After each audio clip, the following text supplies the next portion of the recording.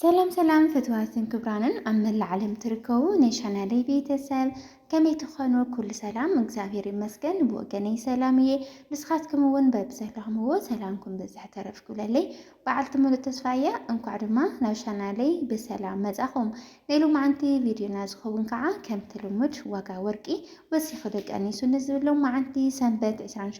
سنة 28 ويكعا جولاي 5 يزخون زلا كعسر 4 كارات زلو اسكا 4 كارات كرينا اسكا عبيد في الزامن خدكتاتلو بأخرة عدم نشانالي حدش تسخونكم سبسكرايب نبارا تسخونكم كعا لايك شير بمقوار نختبرتها تعني بتحتنا يلاو سنة زانحيث سنة مكتال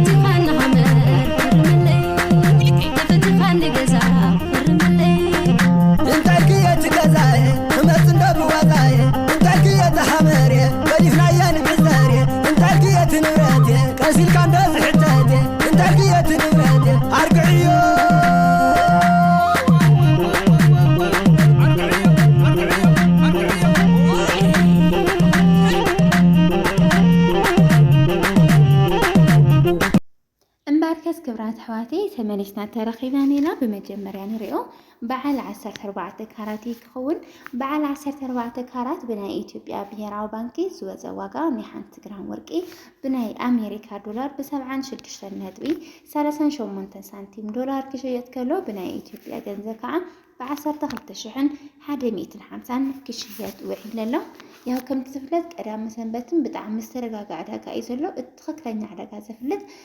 ኣብ ዕለታዊ ዝኾነ እዩ ወይ ክቕንስ ወይ ክወስኽ ካብ ቀዳም ሰንበትን ብፍላይ ድማ ብጣዕሚ ዝተረጋግዐ ዕዳጋ እዮም ዘውፅኡ ማለት እዩ።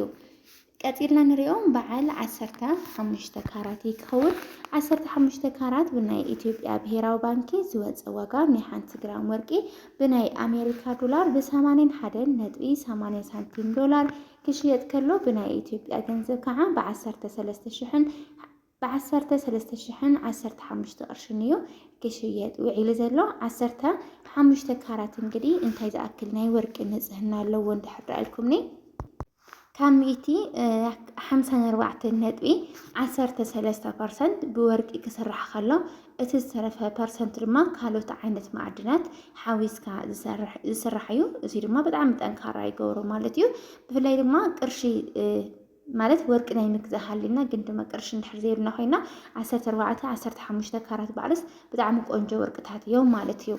ቀፂልና ንሪኦ በዓል 16 ካራት ይኸውን 16 ካራት ብናይ ኢትዮጵያ ብሄራዊ ባንኪ ዝወፀ ዋጋ ናይ 1 ግራም ወርቂ ብናይ አሜሪካ ዶላር ብናይ ኢትዮጵያ ገንዘብ ማለት እዩ ብ13,890 ክሽየጥ ውዒሉ ዘሎ 16 ካራት ካብ 100 እንታይ ዝኣክል ፐርሰንት ወርቂ ንጽህና ገይሮም ይሰርሕዎ ትልኩምኒ ካብ 100 ካብ 60.38% ወርቂ ኮይኑ እቲ 39.22% ድማ ካልኦት ዓይነት ማዕድናት ከም ብረታ ብረት ዚንክ ኒከል ሓፈሻው በቃ ብዝተፈላለዩ ማዕድናት ገይሮም እዮም ዝሰርሕዎ ማለት እዩ ግን ብጣዕሚ ቆንጆ ወርቂ እዩ ቀፂላ ንሪኦ ከዓኒ በዓል 17 ካራት ይኸውን 17 ካራት ብናይ ኢትዮጵያ ብሄራዊ ባንኪ ዝወፀ ዋጋ ናይ 1 ግራም ወርቂ ብናይ አሜሪካ ዶላር ብ92.75 ሳንቲም ዶላር ክሽየጥ ከሎ ብናይ ኢትዮጵያ ገንዘብ ከዓ ብ14,746 ቅርሺ እዩ ክሽየጥ ውዒሉ ዘሎ ማለት እዩ ቀፂልና ንሪኦ ከዓኒ በዓል 18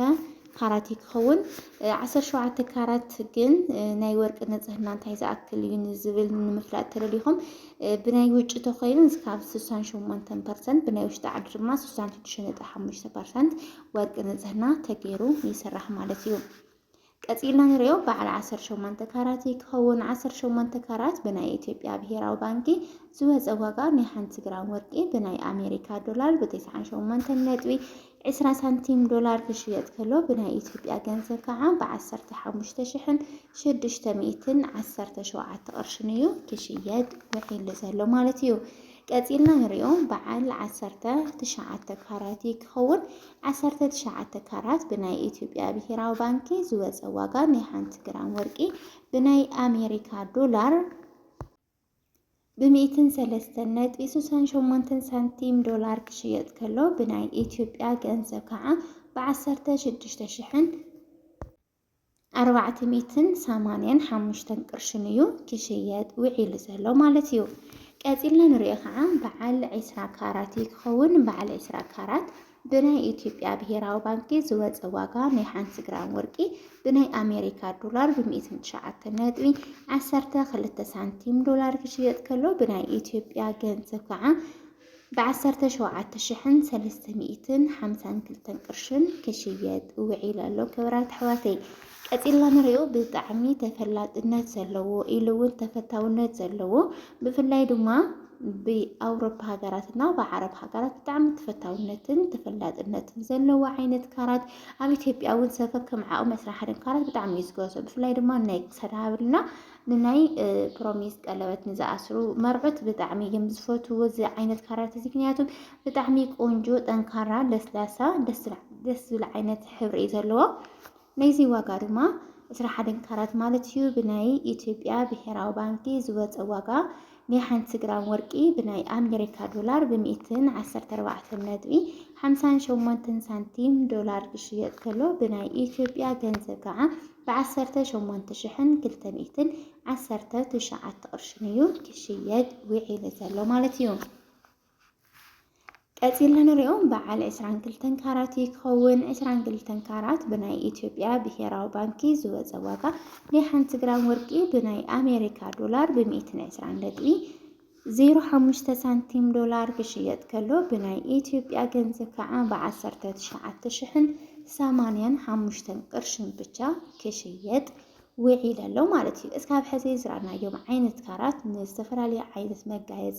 ዝጠቕሙ እዮም ማለት እዩ። ካብ ሕዚ ንሪኦም ከዓኒ ንመጋየፂ ዘይምከሩ ንኢንቨስትመንት ግን ብጣዕሚ መዋፂ ዝኾኑ ዓይነት ካራት ኢና ንርኢ። ንሱ በዓል 23 ካራት እዩ። 23 ካራት ብናይ ኢትዮጵያ ብሔራዊ ባንኪ ዝወፀ ዋጋ ናይ 1 ግራም ወርቂ ብናይ አሜሪካ ዶላር ብ125.08 ሳንቲም ዶላር ክሽየጥ ከሎ ብናይ ኢትዮጵያ ገንዘብ ከዓ ብ19,954 ቅርሽን እዩ ክሽየጥ ውዒሉ ዘሎ። ቀፂልና ንሪኦ በዓል ሓደ ውቅዒት ወይ ከዓ በዓል 24 ካራት ክኸውን 24 ካራት ብናይ ኢትዮጵያ ብሔራዊ ባንኪ ዝወፀ ዋጋ ናይ 1 ግራም ወርቂ ብናይ አሜሪካ ዶላር ብ130.90 ሳንቲም ዶላር ክሽየጥ ከሎ ብናይ ኢትዮጵያ ገንዘብ ከዓ ብ20,822 ቅርሽን እዩ እናተሸየጠ ውዒሉ ዘሎ። ክብራት ኣሕዋተይ ናይ ሎማዓንቲ ዋጋ ወርቂ ዕለተ ሰንበት ሰነ 28 ወይ ከዓ ጁላይ 5 ከምዚ ይመስል ነይሩ። እንግዲህ ፅባሕ ከዓ ዕለተ ሰኒ ዝኾነ ይኹን ዓይነት ዕዳጋ ዝቀያየረሉ እዩ። ክውስኽ ዲቀንስ ንዝብሎ ማሓቢርና ክርኢና እስካብ ቪድዮ ፍጻመ ዝተኸታተልኩምኒ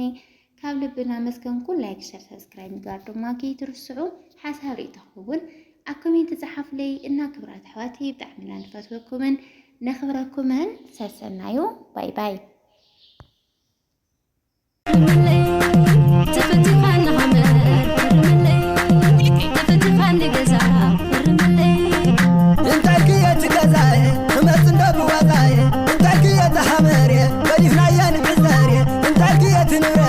كاسيل كان دز حتاتي انت كيت نباتي ارقعيو